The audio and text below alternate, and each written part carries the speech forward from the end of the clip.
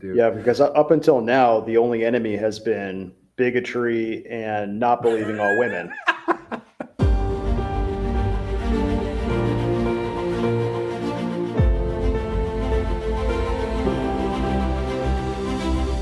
So today we're going to go through episode 2 of The Rings of Power.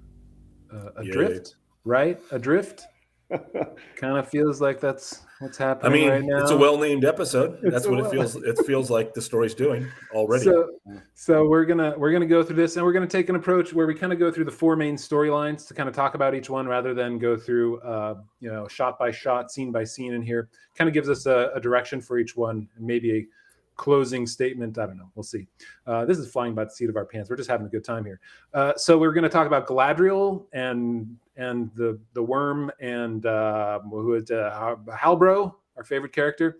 Then we'll go through Arondir and Bronwyn, and the Tremors episode with the stuff underneath coming up from underground, and then we'll go through Poppy and. I still forget Weedy. No, Nori. I totally forgot again. I can't believe that. Nori and Meteor Man, and then Elrond and Celebrimbor and the dwarves. Kind of Elrond's his journeys through Middle Earth, or his overday, his hill over to Khazad-Dûm from Eregion. Anyway, so we're going to start with Galadriel, because she's stuck out in the middle of the ocean in the far west, because that's where she jumped off ship right before Valinor.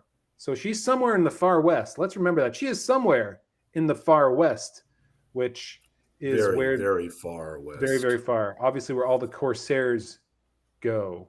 No.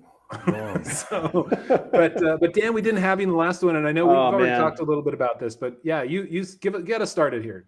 Okay, so Galadriel, they completely ruined her character arc, her entire character arc that we know in Lord of the Rings and Tolkien's writings in the very first episode. So when I saw the first episode, I knew, like, okay, this is where the show is going to go. Because there's a really good thread on Twitter where he basically lays out, like, she was completely banned from Valinor. There was no way for her to even have the option to go back. And so all of her struggling and all of her longing and her fading in Middle Earth was all because she couldn't go back to Valinor. And so in the first episode, they just put her on a boat and sent her back like she could. Right. And then, so then this episode starts with her just jumping off. So it becomes her choice to stay. Like so it's all about her wanting to stay in Middle Earth. And then she just jumps off into the middle of an ocean. Like, where, how far offshore is she? Like, this doesn't make any sense. Well, let's remember, Ulmo had to tow people using on an island, and that took weeks. I can't remember now, but it was not a short trip, even with the towing island across the ocean, and that was before Beleriand fell into the sea too. So, I don't know how long, Michael. If we had to give it a, I don't. Where's my copy of the list? Wait a minute. Is the question how long would it take, or what are we saying? Well, I'm just wondering, like, so she's jumping off this boat into this ocean. Yeah. It's like there's no... So the problem is we don't have a reference to where in the Sundering Sea. Look, the entrance, shadowy... You talk about the shadowy seas. Are you talking about that? The distance from the coast to the shadowy seas? Yeah, well, I mean, she is... To me, it looks like she's at the gates of Valinor, right? I mean, in the sense, like, it's not... I guess maybe you could say that's the opening of the Western Passage, so to speak, that they're doing there, but to me it seems like she's way out there. I hadn't thought of it in those terms, but that certainly doesn't seem like a short distance from the shore. I mean, she has to be jumping off in the hopes that somehow, some way, she'll be rescued, because she knows it's a death sentence if she can't. It's at least 300 to 400 miles. So we're talking about, it could be as far as like Europe to the coast of America. Yeah. So basically, she's roughly she's just jumping off to swim the Atlantic, I guess. Apparently, there are no storms in the Sundering Seas, despite the name, and so it's one of many. I agree with you 100%, Dan. It's one of many elements wherein there's kind of two sides. And Jonathan and I were talking about it in the first episode. As let's talk about what there is or is not Tolkien in where Tolkien exists or doesn't exist in this production, and then let's just look at the production from a storytelling perspective by itself. From a Tolkien perspective, it breaks everything. I mean, like there isn't almost a single person or event that this show touches that isn't broken from a Tolkien perspective. From a storytelling now we're just talking about storytelling. Now, just from a storytelling perspective, like she's going to jump off and swim the Atlantic, really? Like, I mean, you're an elf. I get it. I mean, look, but it was nighttime. She was swimming, and now it's like daytime, and she's still swimming. It's. I mean, I guess she's elven, and so she's an elf, magical. so she can swim farther than a human. But it beggars belief to say that, like, this is a realistic thing where I'm just going to go off and swim the Atlantic. Yeah. So Yeah. I just it's just silly. Bringing in another point of distance, right? We which we'll get to in a little bit too, is the whole distance issue with Celebrimbor and Elrond going from Eregion to Khazad-Dûm in an afternoon stroll. Tolkien took time worrying about distances and time, and it's not exactly perfect, but he actually made sure that it made sense in some way. The fact that he took so much time shows you that it's something of concern, and it should be. It's just like all these other little jots and tittles that we keep talking about, where it all adds up. Are you going to be told a story which draws you in because it's so realistic and believable, despite the fact that it's a fantasy world? Or are you just going to be told a story where a ton of stuff just makes no sense whatsoever, and we don't care because dragons? I'm sorry, that's a different TV show. So there's, I mean, there just doesn't seem to be almost any regard for good storytelling. I don't know what to make of it. So Dan, I mean, you haven't read as much on Galadriel as we have, although we'll get to her somewhat in the Silmarillion in the Window on the West podcast. When it comes to her as a character, because Michael and I talked a bit about how one-dimensional she is. Do you have what was your take on her now that you've seen a couple of episodes, other than they ruined her character arc? But it's everything we were kind of speculating about, that the only way they can make her into a strong character is to turn her into the most powerful warrior in Middle Earth, more powerful than Aragorn and Boromir, because it took two of them plus the rest of the Fellowship to defeat a troll. They just launch her off a sword and she kills the troll easily with no struggles. So they turned her into a Mary Sue character that she's very one-dimensional. It's all, like you were saying, it's all vengeance. It's all she cares about is getting Sauron. And so it's not interesting to me. It's just like, I don't as a character arc so far, it's just very flat. Yeah. Right. And since we're on Galadriel, I will say one thing, like my wife has not watched even the first episode. She tried literally 3 times to watch episode 1. And she hated Galadriel so much that she stopped and she refuses to watch any more of the show, because as she pointed out, I mean, we've said it, other people online have said it, but she looks at Galadriel's interactions with everybody, starting with the people she's supposed to be commander of the Northern Army. She's supposed to be leading this sort of band of brothers, these elite elven warriors going into the north. And yes, there's a tension where they don't want to keep going. They've obviously been going for a long time. So that's fine. There's nothing wrong with there being that tension.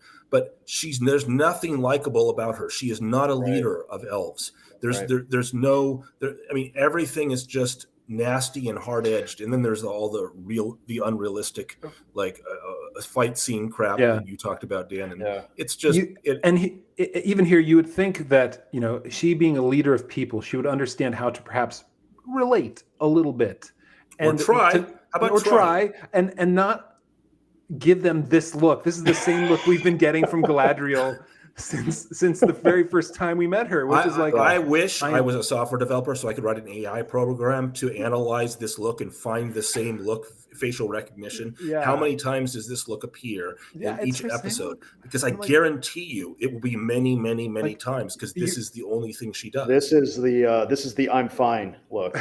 That's right. Really, oh my gosh. You wouldn't think she'd be like, okay, I got to get these people to let me on their boat. I'm going to do what I need to do to say what I need to say, at least to get them on my side in some way. But she does nothing. She's just sort of just a hard edge every single time. There's nothing about her that. Do they not understand, Jonathan, how much she's hurt in her heart from her brother? I mean, don't they get it? Doesn't everyone understand how she has a right to be angry with the world? Well, this is just the one guy who understands in the end is Halbrand. That's right. Halbrand. Who we're all very confident is Sauron. He's definitely not Sauron. No, he's not. What? Totally not Sauron. So so this whole scene with the worm and with them recovering, the serendipity of that is a little bit too much for me to take. I don't enjoy like complete and utter, I stumbled across this, like in a mystery, right? When they stumble across a clue that has no bearing on them actually like doing something important to the storyline. It just happens. Same sort of thing here. So let's see. Her plot was to go, or Sauron's plot, if this is indeed his plot in order to get to Numenor, his plot was to get Galadriel to go to Valinor, to jump off the ship, and then he's going to be in a shipwreck, and then he's going to split the shipwreck apart so that he can be on a raft with Galadriel, and then they get to Numenor. Like, where this is going to go? I could be completely wrong, but where this is going to go... He better not be Sauron, because if he is, it's going to be as stupid as you said. Now, if it turns out that Halbrand is not Sauron and he's just some other original character, then okay, fine. But there's what's interesting too geographically is it doesn't work like, so he's supposed to, his lands are supposed to be in the south, what we would now call Mordor or Harad or something like that. That's where he comes from apparently. Like what he would have to do to get to this place in the Sundering Seas on the ship is, okay, I guess you could come up with something. It just reminds me of everything else that's jarring. Whenever there's something jarring and doesn't make sense, for sure, I already know. After 2 episodes, I know what I can guarantee you more than anything else is nobody will ever have a good reason for it. Like, there's just so many elements that are really hard to believe. And then and part of you is like, well, maybe come on, give me a reason, man. Oh, yeah, right. There we go. So there you go. So there's a little bit of a map. We can see down over here. Down over here, that's where the Corsairs are from, right? Way down over here. And Galadriel, she would be going way, sorry, it's backwards for me. Way over here to right there. You can see those little bits of islands. That's where she's headed. And to have Halbrand and the Corsairs, because that's what they mention here in a minute, to be way over here doesn't make any sense. That's driving me bananas with this. This is the time frame, right? You can't make everything easy for yourself. If there's a distance to be traveled, figure out in a logical, good way what makes sense. Don't just pretend that people are stupid and they're not going to understand that this doesn't make any sense. Right, because what we're about to talk about, briefly anyway, with Elrond and Celebrimbor, that we mentioned it already. The distance they travel from probably the capital, it's probably Ost in Ithil, in the capital of Eregion, but. The distance they travel on the map you just held up, Jonathan, is like 2 fingers widths. Okay, if you put your fingers up to the page, maybe 1 fingers width, and that's 100 leagues, 150 leagues. That's a journey of many days on foot. Her distance that she's swimming is like swimming across Middle Earth. Okay, so she's swimming across Middle Earth. Yeah, we're probably talking 150 miles is what Celebrimbor and Elrond go. Okay, about. There you go, 150 miles and 150 leagues. Okay, so based on this. So the distance, like put your fingers from. So here, look, this is 500 miles right there. That's how far 500 miles is. So we're talking like 2,000 miles between 1,500 and 2,000 so it is the miles. Atlantic. So she's literally swimming the Atlantic. Jumping off. It's a good plan. It's a good plan. We just gotta... She's got it. All right, we've really beat this thing to death. Obviously, this is a problem. Well, so here, they've got the big giant worm, which I'm sad they really never showed us. But sometimes discretion is the better part of valor. I don't know. There you go. It's big. It's bad. It's fine. You can have that in here. I'm not a big. It's not a problem for me. Well, okay.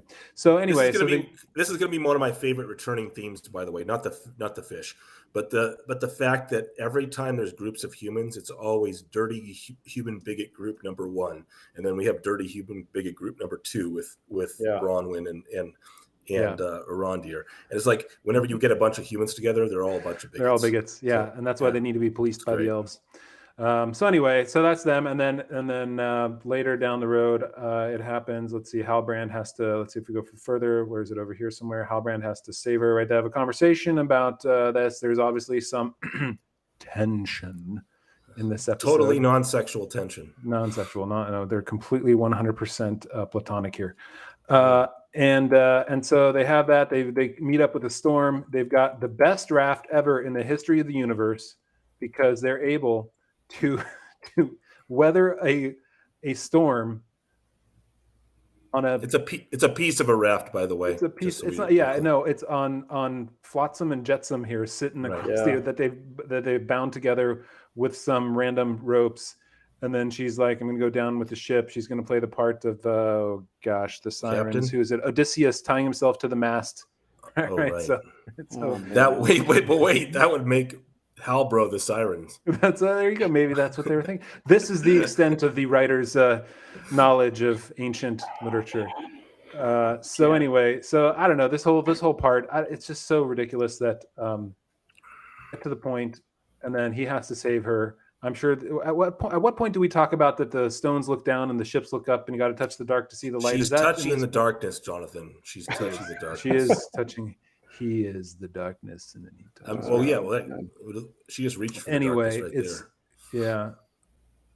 Takes him a while to figure out to grab that. So anyway, so they got this whole scene where he saves her. Blah blah blah. I'm sure this is meant to be like he's going to betray her, or she's going to fall in love with him. He's going to betray her, and that makes her even angrier down the road, right? I don't know. It's once you can see all these things coming, that she can get angrier. She can get. So he saves her, and they're still in there. And then by the end, so they get saved by Isildur. Is what it looks like, and some Númenóreans, if it's not the faithful. So anyway, okay, Galadriel. Let's move on. That's my least favorite of the four. So let's go back all the way to Bronwyn and Arondir, where we are told that they love each other very much. So we are told, right?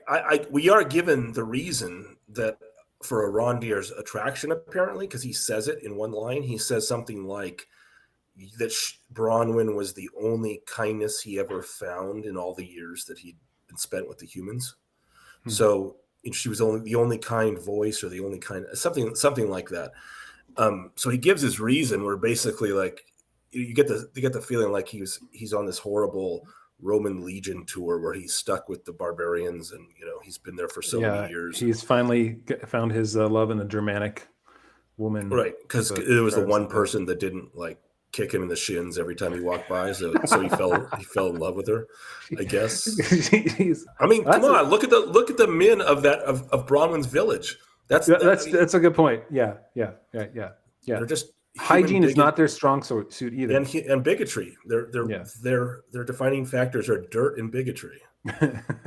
So they find this totally ransacked and not ransacked, but destroyed, burnt down village. I don't remember exactly where, somewhere south or something like that of them. And they see that they've been building tunnels. East. Like I said, it's east. Okay. Where the tremors of the orcs. That's what it reminded me of. Yep.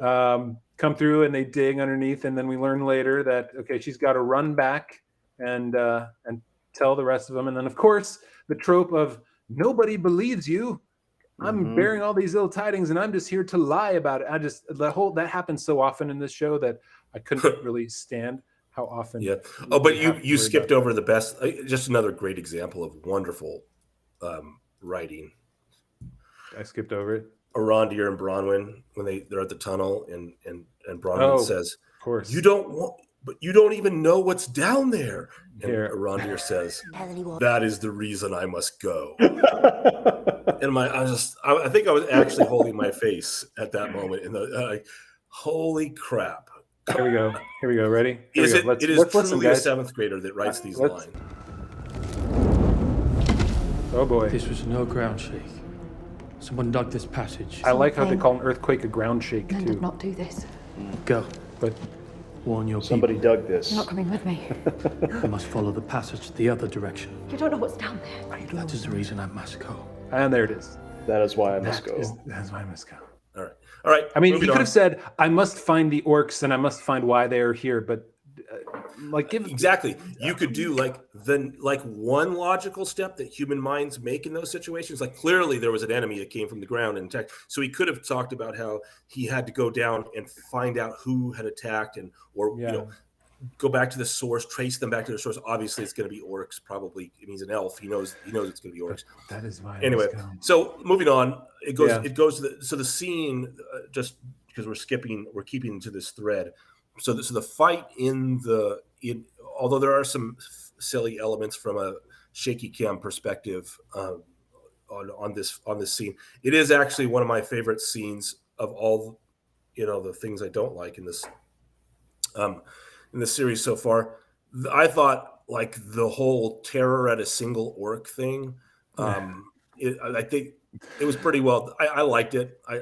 I like the whole scary orcs. A single orc that's a scary orc, and then like how much trouble it is just to kill one orc. I thought it did justice to the idea of orcs. Yeah, the orc looked good. The whole idea that he was hearing mice the entire time. The orcs were the mice. I'm not sure how believable that is. But the whole orc fight was good. It was well done. He's right. He's a badass. He can take all the licks and he can keep on going until they skewer him and then again, the strong female warrior. She goes in and they get him. Beheads him, yes. And then she's the one that comes back with the orc head because they didn't believe him. And again, we still haven't seen a male fight in this entire show yet because men don't fight anymore. Mm-hmm. They die. That's what they learned. We've watched the elves get beat up by male elves get beat up by a troll. So there's that. By a snow troll. Yeah. So anyway, I don't know. This whole scene of them, right? Again, their relationship is unbelievable, but at least it's moving the whole orc story forward, and the bad guys are coming. There's that because the rest of the show isn't really. Good point. Good point, Jonathan. At least we're getting some kind of story, some kind of enemy, and there's something moving the plot instead of us just wallowing in or just bitter believing that they're going to keep telling us that something's moving the plot because that's all they seem to do. Yeah, because up until now, the only enemy has been bigotry and not believing all women. Right? So now you finally have an orc to fight. We had to send Galadriel away because she was causing too much trouble. That was the real problem. Yeah. Oh, that was the worst. That was that whole so much for being a king of the elves. All right. So well, let's move on. So the next plot line. Next plot line is back to the Poppy and Weedy. Sorry, I can't. Nori and the Meteor Man. Which so this is an aside. This struck me the other day, but because of what he looks like and how he speaks, it just reminds me of Encino Man, the old Brendan Fraser classic. Which movie is what I'm now calling him. Encino Man. Now look, we haven't been told who he is yet, so he's Encino Man.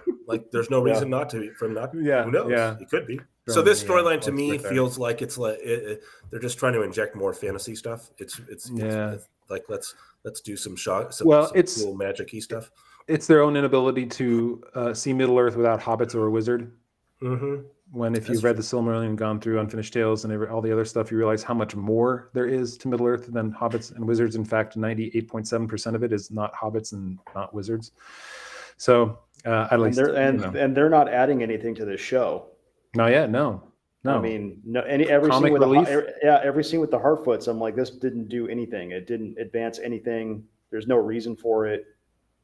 I don't care about any of these characters. All of these hobbits do is bicker with each other over nothing. They're arguing about we need to move the camp or not. It's I don't care. It's right. You haven't shown us why you need to even move. Right. Yeah. It's we're out of food. We've got to move. Is he ready for the migration after he twists his leg? This is the funny part. So this part right here. So this is what makes me think he's more Gandalf than anything else. And if we look at this whole scene, right, when Poppy comes, he's putting together some sort of constellation, as we find out later. But anyway, the scene is like Gandalf in Bag End in Peter Jackson's, where he goes, I'm not trying to steal from you. Yeah, that's right. Not trying to rob you. Yes, that's it. Yeah. And he's like, whoa, and the shadows grow deep and everything gets darker. Right. And they had that here too. And it's like, okay, so you are trying to be at least a wizard. I don't think some people think he could be a Balrog, is what I heard. I have no idea where that would be coming from. Dumb. Because Balrogs Balrogs from the beginning when Morgoth crept No, down. but no one with any sense thinks that. Like Balrogs are locked in their form. Their Maiar are locked in their form. They can't. So there's not a Balrog. That would be incredibly stupid. That's just stupid. Anyway, and so then they do stuff. So this thing here, this whole foot twisting thing, this to me is emblematic of the larger problem. They're telling all these little stories, and stuff in the Second Age. Tolkien, it should be sweeping, epic.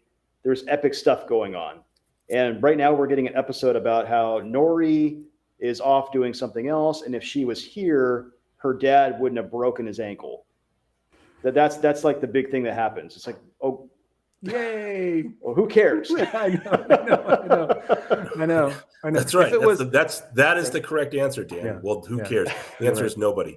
And I have a hard time believing even the showrunners care that much. It's just like the hobbits, they're hobbits. I'm not going to use the stupid, they're not hobbits, they're Harfoots. Yeah, they're because hobbits. As Tolkien says clearly, Harfoots are hobbits. So these are hobbits. So they're hobbits well before their time. And my wife, again, back to her, she didn't make it through the first episode, but she did see a scene with the hobbits, and she hated them. She said, there's nothing likable. They're dirty. They stick things in their hair. Random. She said, this is...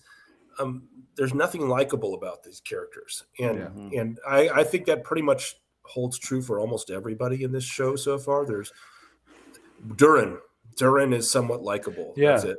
Well, so let's close the storyline up with these hobbits, which is the whole idea that Gandalf, Encino Man, is looking for some sort of stars, some constellation. So at the end, they come to him, they carry their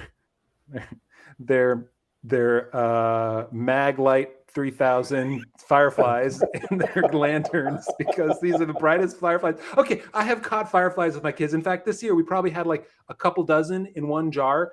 And you know how hard it is to get them light up? You have to kind of like go and like scare the out of them in order to get them to light up. And then it's random. But and then they die.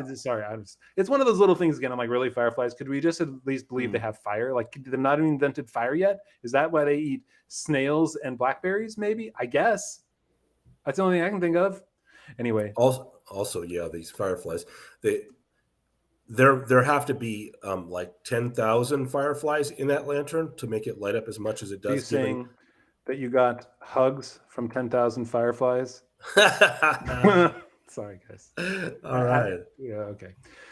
All right. Yeah. So apparently he needs the fireflies. He makes them shakety shake, and they fall down. They go up in the air, and he creates constellations out of them. Don't give us any reason why yet. So why, like, we don't understand why we care about these constellations. What is he trying to do? Like, there's no hint. It's all very much a flat pattern moving forward without any real anticipation of a payoff yet. Here we go. He sets the fireflies up in the air.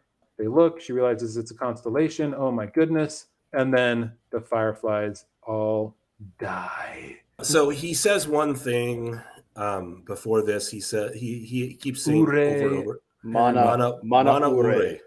Yeah. Mana ure, which I guess means what is fire? What is fire, or heat of fire, or hand of fire, or something like that. And so, well, mana, yeah, I guess it depends on whether mana is a verb or the interrogative. So it could be either. So since we don't have accent marks in speech, we can't tell which one.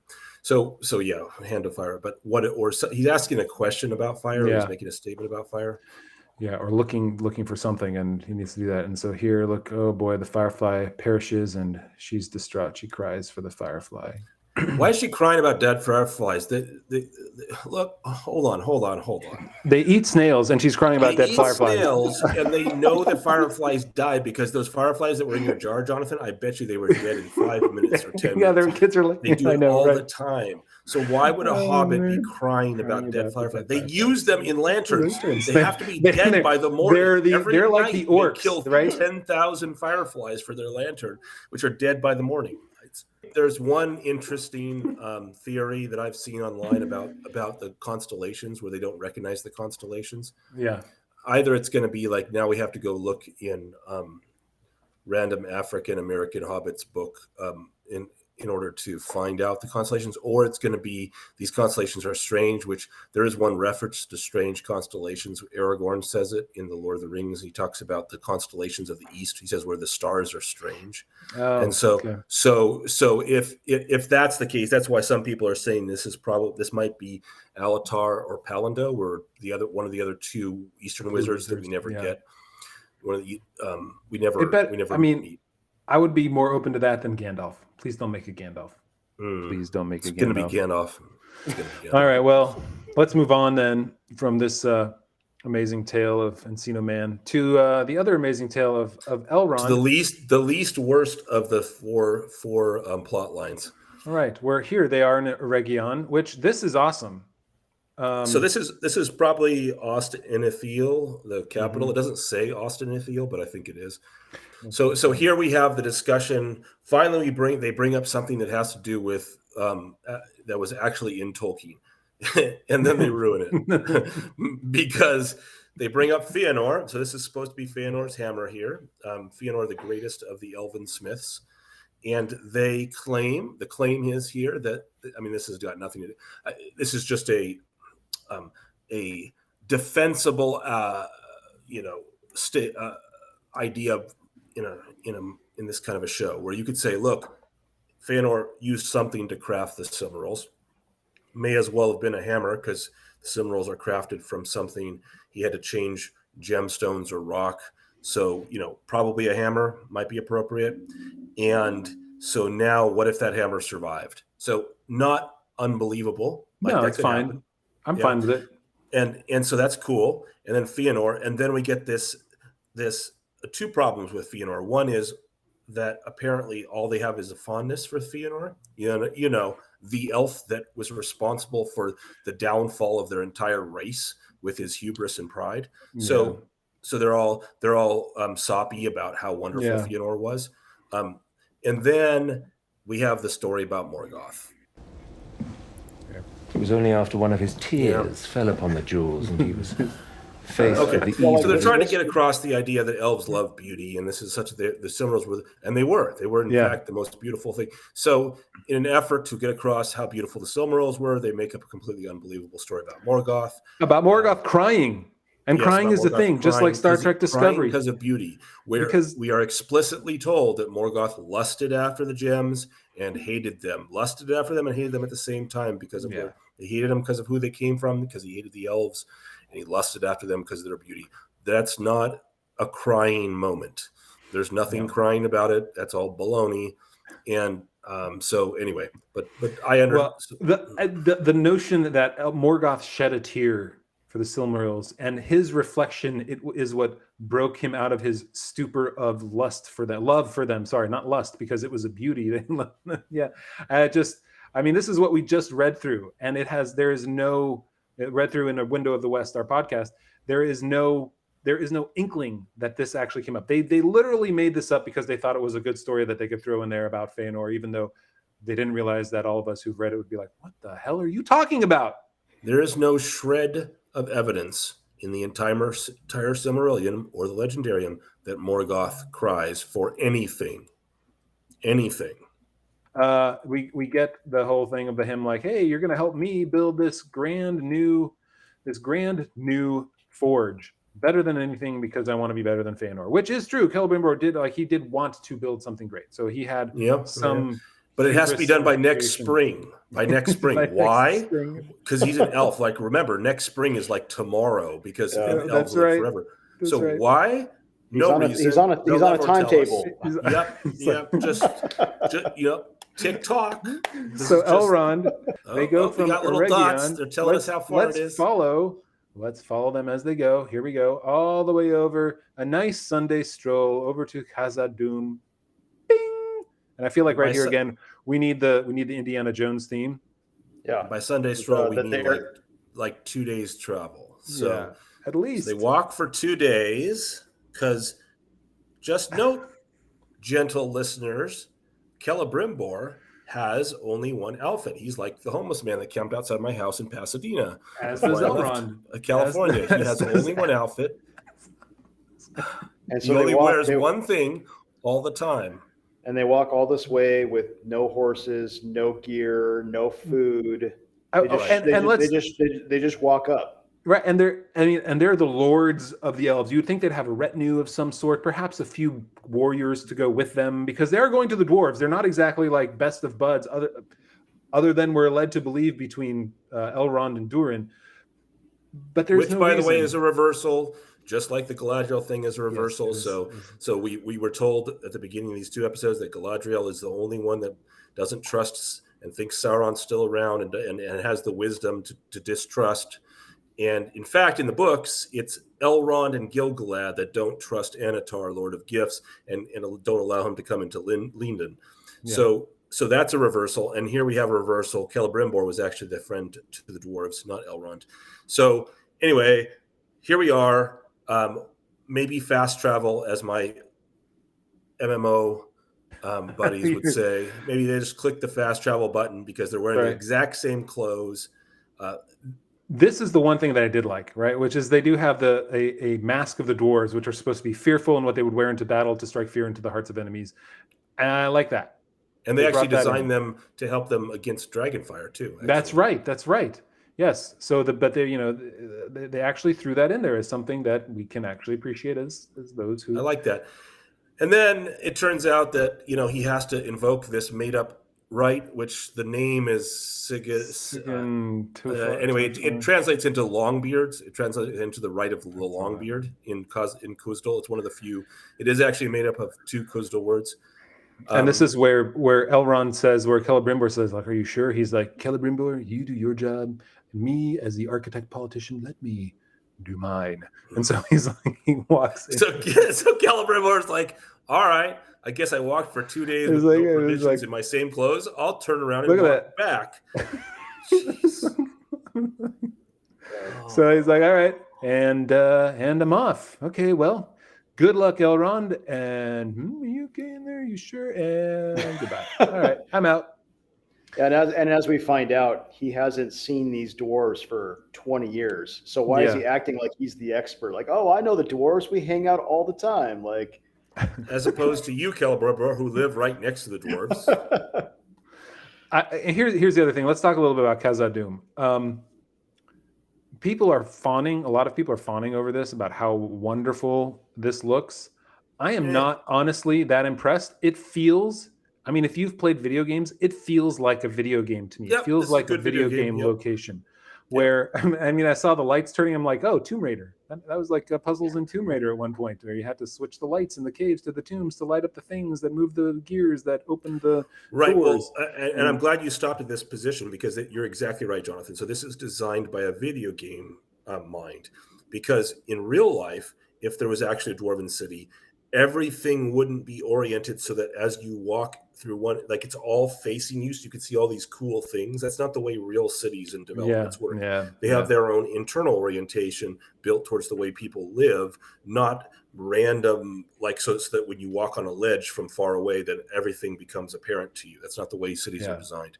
So it's just unrealistic. And I feel like, to me, the way Peter Jackson portrayed what we saw of Khazad-Dûm, with the huge cavern, with the immensely tall columns, that was more reminiscent of what I would think like a city inside a mountain would look like. Not where we're going to have large water cascades and shrubberies. I don't know, that whole idea that there's a lot of green growth and things like that. I don't know. It's not how I imagined it, but that's why I like my imagination better still. So we get to this meaningless ritual of breaking rocks, because that was the best thing they could come up with, which is breaking rocks. That's how he's going to come here. And they go through the whole thing, right? We'll go through the whole thing. Boom. He keeps breaking rocks. Oh my goodness, it's so important. And then at the end, right? And if he doesn't win, he's just going to give up and he's going to leave, right? He's never allowed back if he loses. And so he gives up, and then, like, it doesn't matter. So the whole ritual has no point. He could have given up on the first try. And got what he wanted. Exactly. It's like, oh, here we're going to give you a new hammer, and then you give up with the new hammer. What's funny is I think this leads probably to the best scene in the first 2 episodes, and then he's like, well, can I at least see your wife. Can you at least introduce me? They go up there and they have the bro moment of, why didn't you come to my wedding and you weren't there for my kids? And like the whole crying bit, I just found unbelievable because they haven't established Elrond and Durin's relationship at all. We don't care yet. They haven't shown us that they fought together, perhaps. They went to Cub Scouts together. Maybe they fell down a well and had to get out when they were younger together. You know, something like, give us something that shows like they have some sort of bond, but we don't care at all about them. And Durin gets all emo on him and starts wailing about that. You weren't there for me. And I'm like, dude, if a guy ghosted me for 20 years, I wouldn't be crying about it anymore. By the way, it's not 20 years to you. Dwarves live 250 plus years. So what it actually is, the equivalent for us, since we're the audience, is 7 years. So if you haven't seen a friend for 7 years, and by the way, Elrond didn't even know that Durin was getting married, which means he didn't send him an invitation. So, so how is he supposed to know that he was getting married? Good point. And it was 7 years. So that's the equivalent. And if there are plenty of friends I haven't seen for the last 7 years. And when we get together, my conversation starter is, I shall never talk to you again. That's what I say. Because that's how, or wait, I don't do that because I'm not emo. It's good to see you again. Yeah, that whole bit, it's forced. It's unnecessary because then again, they meet Disa, which this scene here is the best scene. And it actually, I was like with the little kids and the giant helmets. I don't know what to call them, with the heads he calls them. Yep. I thought that was a nice. It's a good touch because it actually brings us some realization that, oh, there's a relationship, there's a family unit. You showed me that there was some affection there, and when he goes running after them, right? That you showed me that he liked his kids. It made sense, and they don't do that with the rest of it. This was a great example, like you were saying, Jonathan, of they showed us a family dynamic with a little bit with the kids, and then with the wife and husband. It actually is believable. It worked. And so because they showed us instead of just telling us, it worked. It was interesting. I found the dwarves to be the most likable characters so far in Middle Earth, which is sad. This is what boys would do. I do like that because we're just going to take that is exactly what boys would do. I like that. Right. That was good. But then we do get into what. This line. I don't know if this is the worst line in the entire 2 episodes, where he gave him a tree. And he's like, oh, I didn't think it would grow. Then why in the world would you give him a tree if you didn't think it would grow? What's the point of that? Like, wow, it's amazing. Like you really like your friend, don't you? Here's a thing that'll fail. Why don't you take this? And then it doesn't fail. And then his reason for why it doesn't fail. Let's listen to this amazing interchange. I see you planted the sapling. Planted it. Raised it up, tends it like it's our 3rd child. Like it's their 3rd child. What sort of tree is it exactly? A seedling. So it's a great tree in Linden. From Linden. Very symbol of our people's strength and vitality. Some called him a fool for believing it would grow in such darkness. Where there is love, it is never truly dark. Where there is love, it is never truly dark. Like this is what I wrote in my 7th grade. If you want to grow a redwood inside of a cave, all you have to do is don't worry about no sunlight, because where there's love, it's never truly dark. So just go there and love on the tree, and then that will provide the sunlight, and the tree will grow. Well, you know why a tree only grows up? That's because the roots only look down. So can we come up with more of these phrases? Oh my gosh, yeah, it's the whole line of that whole thing is just so I don't know. Like it was nice to see some real actual like interchange, like emotions that are beyond angst and anger, because that's all we've really gotten so far from pretty much everybody. So when you see a real family unit, like you were saying, that it worked well together. That was their best writing, because again, they were, going back to what we said in episode 1, they were showing us and not telling us that they love each other. Whereas right before in the scene when we had Elrond and Durin talking, they were just telling us everything that happened again. Right, they weren't showing us anything at all. So we get to this scene with Durin and his father Durin. Perhaps, we have Durin the Deathless, We could call him Durin the emotional, maybe, or Durin the crybaby. So, but they have this Magic Macguffin Box now because they have to introduce another mystery that they know of, but they just won't reveal to us because that's the easy way to write this here. It's a mystery wrapped in an enigma. Right. And then it closes. It's like it's Krypton, kryptonite. No, it's mithril. I mean, it's glowing silver. Like everybody knows what it is. Yeah, if you've read it at all. So interestingly, Durin, his father, I guess this would be Durin the Third, and then he's Durin the Fourth, also ruining Tolkien. But anyway, his attitude towards the elves and towards Elrond especially is more in line with the historical, prior to this, the animosity between elves and dwarves and suspicion, which was one of their defining characteristics. Yeah. And in the real Tolkien, it makes it even cooler because it turns out, spoiler alert, Sauron comes dressed as not Sauron and convinces Celebrimbor to make the rings, and then the rings of power are made. And then Sauron goes to war to get the rings back. And I just realized this. Like one thing is that so let's maybe wrap this up in this sort of thought, if this makes sense. I'm sorry to barge in, Michael, but I just had this thought. So I was just talking history, man. Yeah. So Celebrimbor says he doesn't want to make these trifles anymore, right? He wants to make something grand and big and something like that. And I realized it's not him who decides to make the rings, right? It's Annatar. He's the one that encourages them. And it almost sounds like they're going into the direction of Celebrimbor's deciding to make the rings. Well, so there is a way to look at what we've heard from Celebrimbor so far, because Celebrimbor hasn't said anything about rings. He's talked about a forge, that he wants to make a forge. A forge to make something that will change hot as dragon fire and bright as starlight. So yeah. But he wants to make something of power. But I mean, so it is possible that they could craft it so that he builds the forge, and then Annatar comes in and says, "Here's what we need to do with this forge now that you have it." So I'll wait. I won't destroy it before they ruin that part too, like they've ruined literally every single piece of Tolkien so far. Though the rumor is we don't see any rings in the first at all, anything of rings in the Rings of Power in the first season. So there's that. Sorry, guys. So you've got 2 episodes. You've got what's the total runtime so far? Like it's almost 2 full hours. 2 full hours of Rings of Power, and I don't care about any of these characters. That's right. And there's no story so far. It's all just slight progression of weird of characters moving around the map. Yeah, it's 4 disjointed subplots. It's like there's nothing. Yeah. What they should have done, which is they should have actually taken one character and spent a long time on that one character, establishing the character beyond them, and then weaving the other ones in. And if we don't know enough about the other ones, we wouldn't care as much because we are tied into at least this one.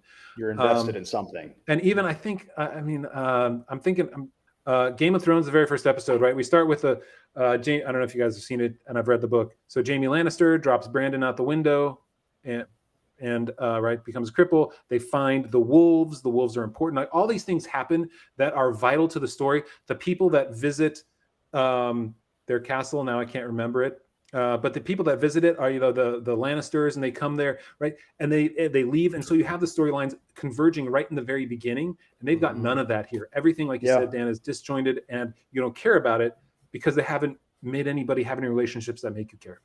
And they're relying on this idea that you already know that the Rings of Power are important. Mm-hmm. But if you're just coming into this TV show and you're just watching this TV show, Celebrimbor wants to make something great. That's all you found out in the first 2 hours. And they could have explained that Gil-galad wants Celebrimbor to make something great to fight against Sauron, but they didn't even go that direction. They could have done something that would have made it worthwhile for him. But they just said, "Hey, Elrond." No, they couldn't go that direction though, Jonathan, because then it wouldn't be just Galadriel that's the smart one. No, I know it's true. So, yeah. Yeah, they would be blowing the wind that would be stoking the wrong fire once again by doing that. So bad. It's so bad. All right, well, guys, thank you for spending this late night. It is late. We are all, Dan and Michael are now 3 hours apart, so we're trying to make this work, everybody. But we appreciate you sticking through this long, drawn out episode of the Rings of Power, and us giving our opinions on it. What did you think? Did you like it? If you're watching this on YouTube, put your comments below. We'd like to see where we're completely wrong, because it happens sometimes. But yeah, are you looking forward to learning about where Disa goes and where Bronwyn goes and where Galadriel goes and all these other strong, important women go? I sure am. So put your comments below, and if you're interested, we would love your support. We've been doing this now for some months, and it takes time and it takes energy, and we really want to improve our equipment and Michael's equipment and stuff. And so if you want to support us, you can become a patron. Go to theonering.com/patron. I'll put the text and the link somewhere. I don't know where, YouTube, but they just throw it wherever. Click on that. You can support us at $4 a month to get access to our Discord channel. That's completely private. Only when you become a patron do you get access to that. We'll be putting up a message board. You can comment if you're a patron, and you'll get an extended edition of the podcast once we get that going the next few weeks. So we appreciate you. Thanks for your support. Thanks for watching, and we will see you in episode 3 of the Rings of Power. I can't wait. It's going to be awesome. So good.